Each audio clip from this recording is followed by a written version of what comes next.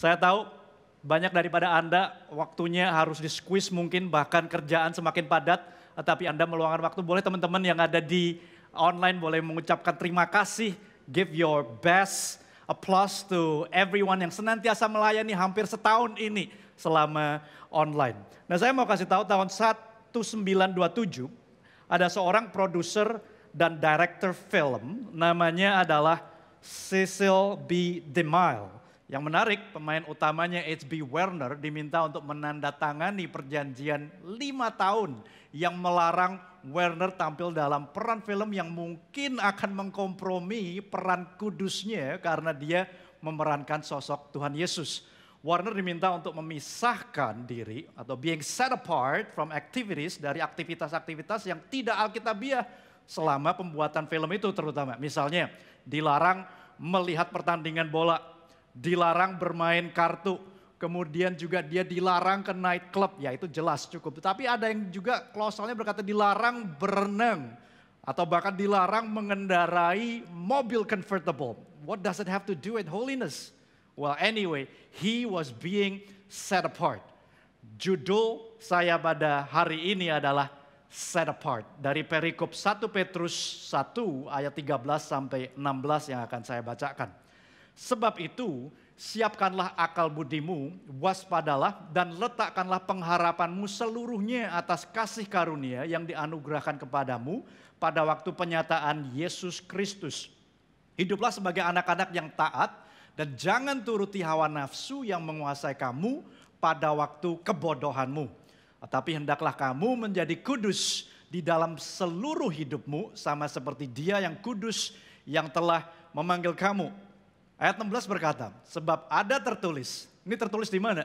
Petrus mengutip dari kitab Imamat, sebab ada tertulis, kuduslah kamu sebab aku kudus. Pada perjanjian lama, Tuhan mengajarkan kekudusan kepada umatnya, bangsa Israel, melalui benda-benda. Misalnya ada yang namanya pakaian kudus, ada yang namanya piring kudus, makanan kudus, daging kudus, roti kudus, hari yang kudus. Sehingga benda-benda itu harus dipisahkan, dikhususkan dari benda-benda yang umum. Itulah arti kata dari bahasa Ibrani kudus, yaitu kadosh. Kadosh. Atau boleh dikatakan kudus dalam bahasa Indonesianya. Set apart, dikhususkan, dikuduskan. We are not set apart supaya dipisahkan dari orang-orang yang berdosa. Seperti Warner, si aktor yang berperan sebagai Yesus tadi. By the way, kehidupan Warner berakhir tragis. Meskipun dia dipisahkan, he was being set apart, tapi hidupnya menjadi berantakan, mabuk-mabukan, di blackmail oleh seorang wanita yang sengaja menggoda dan membuatnya jatuh dalam perzinahan. Holiness is not being set apart from the world, but being set apart in the world. Hari ini kata kekudusan jarang dikhotbahkan di gereja, jarang dibicarakan di meja makan. Bahkan tidak jarang kata kudus memiliki konotasi negatif. Hinaan, misalnya sok kudus lu, sok suci lu, itu sering kita dengar hari ini. Jangan berpikir kalau menjadi kudus atau being set apart berarti kita menjadi sosok yang aneh. Kalau kita melihat Yesus, hanya Yesuslah manusia yang berjalan di muka bumi ini yang tidak berdosa. Sehingga predikat orang suci, orang kudus layak diberikan kepadanya. Tapi tidak pernah orang menjauhi Yesus. Bahkan banyak orang berdosa maupun orang yang suci, dianggap suci pada zaman itu, yaitu ahli Taurat dan orang Farisi. Mereka berduyun-duyun datang kepada Yesus, mendekat kepadanya. Mereka tertarik kepada kekudusannya. Holiness does not repel people. On the contrary, holiness attracts people. Jadi bagaimana seharusnya agar kita bisa menjadi kudus? How can we be set apart? Tapi sebelum kita bisa menjawab pertanyaan how, kita harus bisa menjawab pertanyaan why. Mengapa kita dikuduskan? Di dapur kami, di atas wastafel, tempat mencuci piring ada saput pencuci. Biasanya satu, tapi di rumah kami ada beberapa dan they are being set apart. Ada yang untuk piring, untuk gelas, untuk kotak makanan, untuk membuat kue dan lain-lain. You get the idea. Alasannya dipisahkan karena ya agar tidak tercampur aja gitu. Supaya alat pembuat kue tidak terkontaminasi dengan sisa amis dari piring makanan kita ataupun dari minyak penggorengan. Itu salah satu alasannya. Tapi mungkin gambaran berikut akan memberikan penjelasan lebih baik tentang mengapa perlu dipisahkan. Apakah ada yang karena pembersih toilet kita patah, kemudian kita memilih untuk membersihkannya dengan sikat gigi kita sendiri atau mungkin sikat gigi pasangan kita ya. Dan kemudian kita pakai kembali gitu. Saya rasa kalau orang waras tidak mungkin melakukannya. Why? Because things are set apart for a purpose. Ini adalah alasan pertama mengapa Anda dan saya dikuduskan karena Tuhan punya yang namanya tujuan. There's a purpose. You and I are set apart because God has a purpose for you and for me. What's that purpose? Petrus memberikan hint di ayat yang ke-22. Karena kamu telah menyucikan dirimu oleh ketaatan pada kebenaran sehingga kamu dapat mengamalkan kasih persaudaraan yang tulus ikhlas. Hendaklah kamu bersungguh-sungguh saling mengasihi dalam segenap hatimu. Jadi tujuannya apa? Tujuannya adalah to love one another. Ini dari ayat yang ke-22 tadi. Ini konsisten dengan perintah Yesus yang menggantikan 613 perintah hukum Taurat di Perjanjian Lama dengan berkata, inilah perintahku, yaitu supaya kamu saling mengasihi seperti aku telah mengasihi kamu. Alasan yang kedua, mengapa kita dikuduskan adalah karena value, karena nilai. Sebagian barang dikuduskan atau dikhususkan, being set apart karena nilai yang tinggi. Seperti lukisan Mona Lisa di Museum Louvre harus diletakkan di satu area khusus dengan keamanan tinggi. Nilai dari sebuah objek sedikit banyak tergantung dari berapa mahal seorang berani membelinya. Kita coba tebak gambar ya. Anda ini berani membeli atau menebus berapa untuk benda-benda berikut ini. Silahkan tuliskan di chat box nilai atau harga yang Anda pikir layak untuk membeli benda-benda berikut ini. Nah, isi staples atau bahasa kerennya jepretan, berapa harga yang Anda berani tebus? Ada yang bilang 2.000, 10.000, 20.000. Ini satu rentetan saja loh ya, bukan satu box, bukan 20 box itu. Ini ada orang yang berani membeli dengan harga kurang lebih 1 juta untuk 24 cepret saja ya. Berarti satu cepret kira-kira 40.000. Sengaja saya tidak infokan bahwa barang ini terbuat dari emas murni 14 karat. Tapi coba kita lihat lukisan berikut ini. Berapa nilainya kira-kira? Terdiri dari 3 warna saja. Merah, kuning, dan orange. Oh, by the way ukurannya 2 kali 2,3 meter. Ini dihargai 1,2 miliar rupiah kira-kira di salah satu rumah lelang di Amerika. Bagaimana dengan lukisan berikut ini? Ukuran kanvasnya kira-kira 1,2 kali 2,4 dengan warna macam-macam tanpa pattern yang jelas.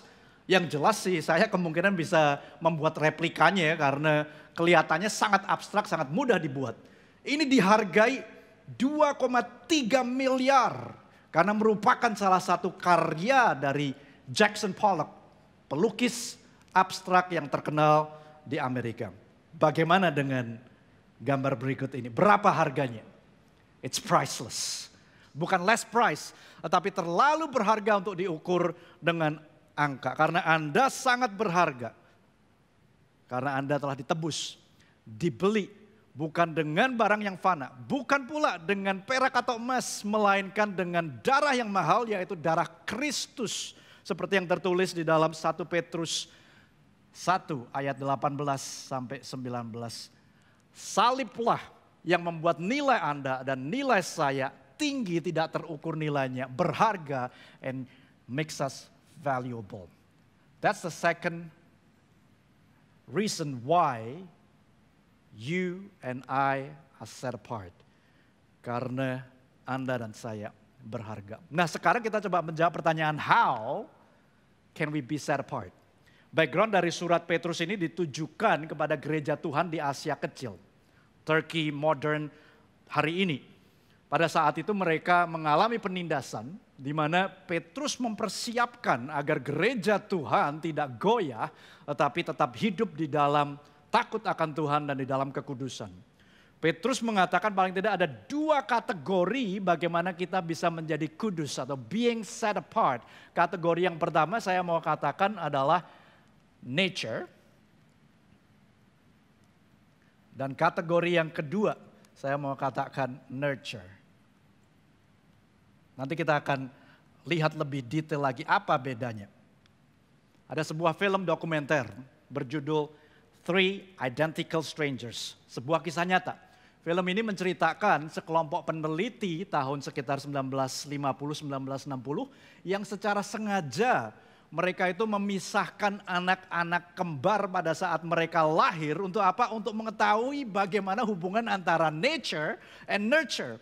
Meskipun mereka memiliki DNA yang sama, nature-nya sama, tetapi lingkungan atau nurture-nya membuat mereka menjadi individu yang berbeda. Sehingga para ahli bahkan hingga hari ini percaya bahwa nature and nurture merupakan 2 komponen penting yang tidak terpisahkan yang menentukan arahan hidup kita. Atau kalau boleh saya artikan, nature adalah sifat dasar kita di luar kendali kita. It's given. Contohnya tinggi badan kita, warna mata kita, rambut kita, ikalator lurus dan lain sebagainya. Sedangkan nurture adalah bagian yang dapat kita lakukan atau dapat kita kendalikan. It is moldable, dapat dibentuk. Contohnya apa? Berat badan, otot, kemudian otak, keterampilan. Ini adalah nurture. Nah kita akan baca sekali lagi 1 Petrus 1, 13 sampai 15. Sampai 15 atau 16 dalam bahasa Inggris terjemahan NIV. Dan coba kita kategorikan berdasarkan 2 hal tersebut. Ayat 13 berkata, therefore, ketika ada kata-kata ini, maka kita perlu pertanyakan, what is it therefore? Mengacu kepada, sebetulnya Petrus ini mengacu kepada ayat-ayat sebelumnya, yaitu ayat 3 sampai 12. Yang intinya Petrus menjelaskan apa yang Kristus telah lakukan, yaitu kematiannya dan kebangkitannya. Therefore, with minds that are alert and fully sober, dikatakan. Set your hope on the grace to be brought to you when Jesus Christ is revealed at His coming. Ini merupakan sesuatu yang dapat kita lakukan atau kendalikan sehingga masuk dalam kategori nurture. Yaitu apa? Tadi dikatakan be alert. Kemudian be sober. Be hopeful.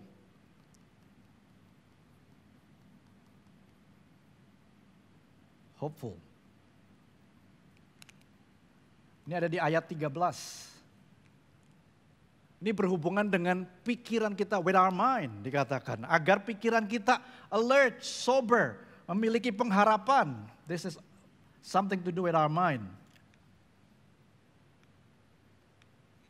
Kekudusan bukan lagi berarti berupa benda ataupun makanan seperti di perjanjian lama. Melainkan masalah hati dalam perjanjian baru. Kalau kita berbicara pikiran, kadang-kala bisa ditukar dengan hati. Markus 7 mencatat ketika para ahli Taurat dan orang Farisi mempermasalahkan murid-murid Yesus yang makan tanpa mencuci tangan. Mereka sebetulnya sedang mempermasalahkan tentang kekudusan. Kudus atau najis. Yesus menjawab daripada permasalahan orang Farisi dengan berkata yang masuk ke dalam seseorang tidak dapat menajiskannya. Tetapi apa yang keluar dari seseorang itulah yang menajiskannya. Lalu lanjutnya, sebab dari dalam hati orang timbul segala pikiran jahat, percabulan, pencurian, pembunuhan, perzinahan. Pertanyaannya adalah apa ada orang yang bangun di pagi hari tahu-tahu langsung pengen mencuri, pengen membunuh atau pengen berzina? Saya rasa tidak gitu. Pastinya ini diawali di pikiran terlebih dahulu. Jadi to be set apart, kita perlu menjaga hati kita dengan segala kewaspadaan. Selanjutnya di ayat 14 berkata, as obedient children, don't conform to the evil desires you had when you live in ignorance. Petrus berkata bahwa kita adalah anak-anak Tuhan di bagian pertama. Bukan sedang berusaha menjadi anak-anak Tuhan. So that is nature. It's not nurture, it's nature. Karena predikat anak tidak bisa diusahakan. It's not earned, it is given. Oleh sebab itulah itu jatuh di dalam kategori yang dikatakan nature. You are child of God. Ini di ayat 14 bagian yang pertama. Your DNA is the child of holy God. Oleh sebab itu ayat 16 Petrus berkata, be holy for I am holy. Apakah karena kita ini anak-anak Tuhan, maka secara otomatis kita menjadi kudus sama seperti Tuhan? Saya rasa nggak serta-merta seperti itu. Karena to be set apart, selain nature, ada nurture yang menjadi bagian kita. Kekudusan ini diumpamakan seperti seorang anak kecil yang memakai baju ayahnya, meskipun kebesaran, tapi karena nature-nya dia sudah mirip dengan ayahnya. Tetapi yang harus dilakukan anak ini, yaitu dia harus bertumbuh menjadi dewasa, menjadi besar, sehingga bisa fitted di baju tersebut. This is the nurture part. Nah bagian B dari ayat 14 berkata, do not conform to the evil desires you had when you live in ignorance. Do not confirm, ini masuk di dalam kategori nurture, sesuatu yang kita, Anda dan saya bisa lakukan. Ayat 14b tadi ya. Don't conform. Kemudian, don't be ignorant.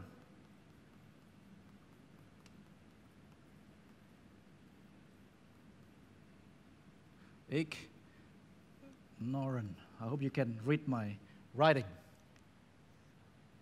Ini berhubungan dengan apa? Berhubungan dengan our behavior. Kalau yang di atas berhubungan dengan pemikiran kita, maka yang bagian ini ada hubungannya dengan our behavior.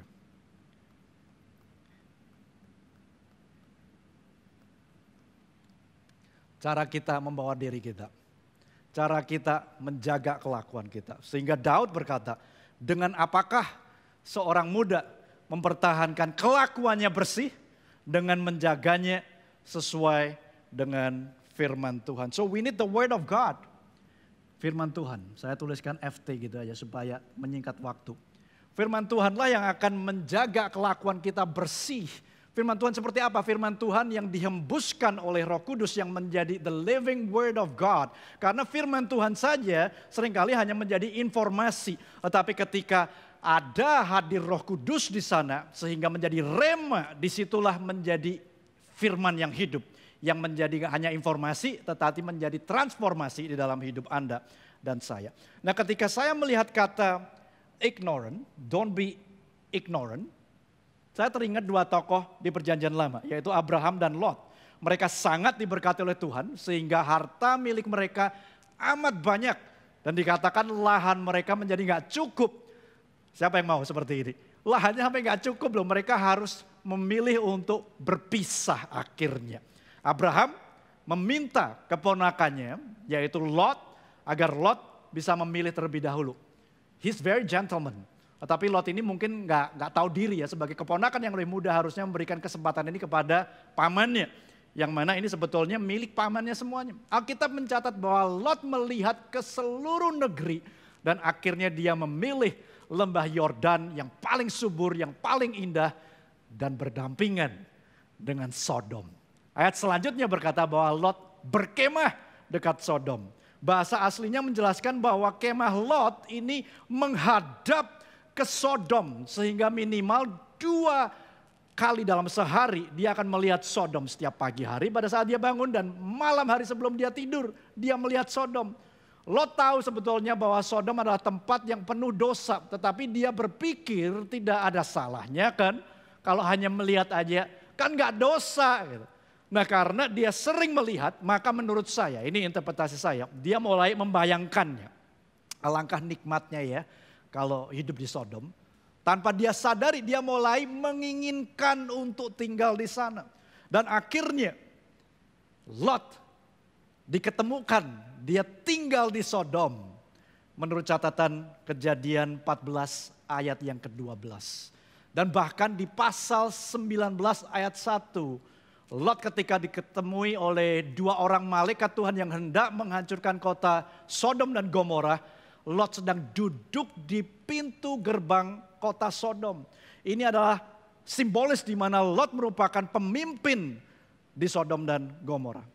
Singkat cerita, pada saat Sodom dan Gomora dihancurkan, Lot kehilangan istrinya yang terlalu attached, terlalu terobsesi dengan Sodom sehingga dia memalingkan wajahnya dan dia menjadi tiang garam. Dan kedua anaknya perempuan juga boleh dikatakan he lost them. Kenapa? Karena kedua anak perempuan ini memutuskan untuk membuat ayahnya mabuk dan kemudian meniduri ayahnya untuk mendapatkan keturunan. Kalau hari ini kita sebut incest gitu. Tapi pada saat itu sudah merupakan kekejian di mata Tuhan. Sehingga keturunan Lot menjadi musuh bebuyutan dari bangsa Israel, yaitu bangsa Moab dan bangsa Amon. Wow, konsekuensi yang sangat berat yang harus diterima oleh Lot dan keturunannya. Dimulai dari mana? Dari kompromi yang kecil. Tetapi seperti yang terjadi pada Lot, compromises could make you lost what matter most. Jangan pernah menyesal di belakang. Well, penyesalan sih selalu memang di belakang, kalau di depan namanya pendaftaran atau DP gitu ya. Andy Stanley pernah berkata, our greatest regret is always preceded by series of unwise decision. Penyesalan-penyesalan kita yang terbesar biasanya diawali dengan keputusan demi keputusan yang tidak bijaksana. Keputusan yang tidak bijaksana dimulai dari pemikiran-pemikiran yang tidak bijak. Contohnya, oh aku pasti bisa kok menahan godaan ini. Aku pasti lebih dari pemenang. Itu pemikiran yang salah ketika Anda diperhadapkan dengan godaan. Atau mungkin berkata, oh sekali lagi aja habis itu aku tobat. Atau pemikiran bahwa coba sedot atau hirup sekali saja. Atau mungkin bilang, aku mau coba 1 butir lah gitu, pilnya. These are all unwise thinking. Pemikiran-pemikiran yang tidak bijak yang akhirnya membuat keputusan yang tidak bijak. Atau ada yang berkata mungkin, ya nggak apa-apa toh pastor cuma ngeliat-liat cowok atau cewek yang cantik saja, nggak dosa kan? Ya memang nggak dosa sih. Tetapi seperti terjadi pada Lot, apabila ini kita terus entertain, sering kita pikirkan, akhirnya kita bisa mulai membayangkannya dan memulai menginginkannya.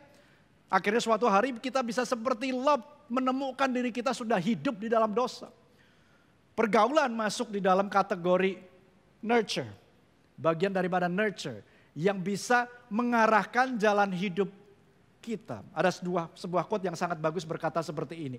When you have to start compromising yourself or your morals for the people around you, it's probably time to change the people around you.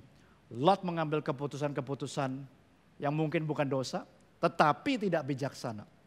Dimulai dari kompromi yang kecil, dimulai dari pergaulan yang buruk, memfokuskan diri kepada kenikmatan dunia. And the rest is history. What story you want others to tell about you? Pertanyaannya. Sangat kontras ketika dibandingkan dengan kehidupan Abraham dan Ishak, anak Abraham, yang dimana Ishak rela mau untuk dikorbankan. Ini umur Ishak dengan umur anak-anak Lot kira-kira mungkin hampir sama.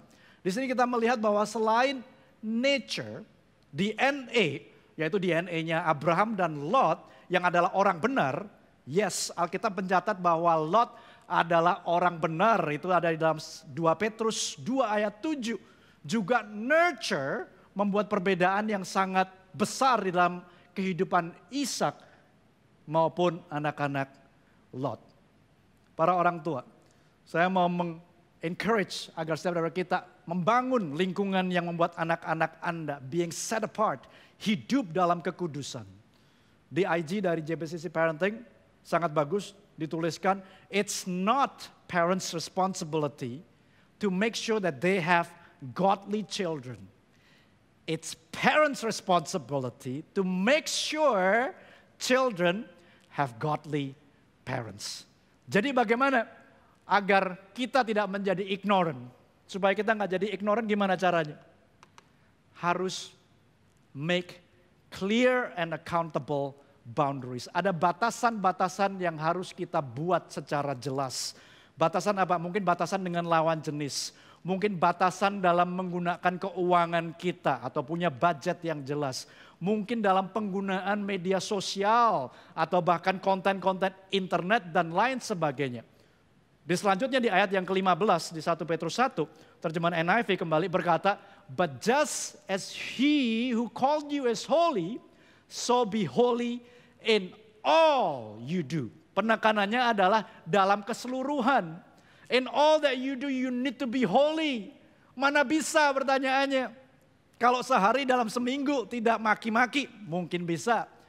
Kalau nggak mikir jorok, sesekali lah mungkin pada saat mendengarkan firman Tuhan atau mendengarkan lagu rohani, mungkin masih bisa kita lakukan. Tetapi kalau kudus seluruhnya dan senantiasa, nggak akan bisa, bukan? That's the right answer. Oleh sebab itulah sebetulnya Petrus sudah menjelaskan di ayat 13 tadi yang berkata therefore what?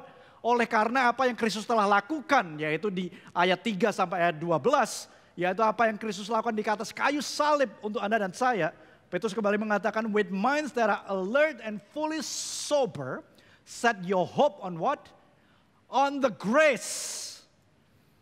Bahkan AMP versionnya berkata, AMP adalah Amplified Version, fix your hope completely on the grace of God. Sehingga kasih karunia, grace, merupakan landasan dari you being set apart. It is only by grace of God that we are set apart. Hanya melalui kasih karunia kita bisa hidup di dalam kekudusan. Oleh sebab itu, kabar baiknya, kita tidak perlu kekudusan untuk bisa bertemu dengan Yesus. Karena Yesuslah jalan kekudusan. Holiness is not the way to Jesus, but Jesus is the way to holiness. Sehingga kalau saya gambarkan kira-kira seperti ini. Maka salib atau pengorbanan Kristuslah yang menjadi jalan untuk kita bisa hidup senantiasa di dalam kekudusan. Satu kabar baik lagi yang saya mau bagikan. Dari kisah Lot yang kita sudah dengarkan dengan singkat. Sangat tragis dan penuh dengan penyesalan. Tetapi secara tersirat dan tersurat, God is the master in turning things around for your good, for our good. Sehingga dia sanggup untuk memutarbalikkan apa yang dulunya menjadi penyesalan, menjadi hanya sebagian dari cerita kita. You know what? Our regret could only be a part of our story if we let God. It doesn't have to be the highlight of our story. Penyesalan kita nggak harus menjadi cerita satu-satunya dalam kehidupan kita. Kabar baiknya dari keturunan bangsa Moab, ini keturunan Lot, yang mana merupakan musuh bebuyutan dari umat Tuhan. Ada seorang wanita yang bernama Ruth. She's a Moabite. Dia dari suku Moab. Yang mana namanya tercatat di silsilah kelahiran raja di atas segala raja. Ruth adalah nenek buyut dari Raja Daud. Yang juga merupakan great grandmother of Jesus. Isn't that a beautiful turnaround story? That's the great news. That's the great news that you and I have hope. And our hope is on the grace, on a person of grace called Jesus Christ. Sehingga saya mau recap sedikit. Alasan Anda dan saya dikuduskan adalah karena Tuhan punya maksud. God has a purpose for you and me. Nggak hanya itu, tapi juga Anda dan saya sangat berharga karena pengorbanan Kristus di atas kayu salib. Bagaimana caranya kita bisa dikuduskan? Ada nature and nurture. Nature part we need to understand bahwa Anda dan saya sudah menjadi anak-anak Tuhan bagi setiap orang yang percaya. Anda yang belum percaya, Anda bisa mengundang Yesus masuk ke dalam hidup Anda dan percaya dan Anda langsung menjadi anak-anak Tuhan. Tetapi juga ada nurture part yang harus kita lakukan, yaitu dengan pikiran kita, dengan cara kita menjaga kehidupan kita, our mind and our behavior. We need to be alert, be sober, be hopeful. Don't conform, don't be ignorant, don't compromise. Above all, kita perlu sadar bahwa holiness is not the way to Jesus, but Jesus is the way to holiness. Mari kita berdoa. Bagi Anda yang merasa bahwa Anda masih dihantui penyesalan, jauh dari Tuhan, saya mau berdoa bagi Anda. Anda bisa taruh tangan di dadamu dan berdoa bersama dengan saya. Tuhan, aku berdoa.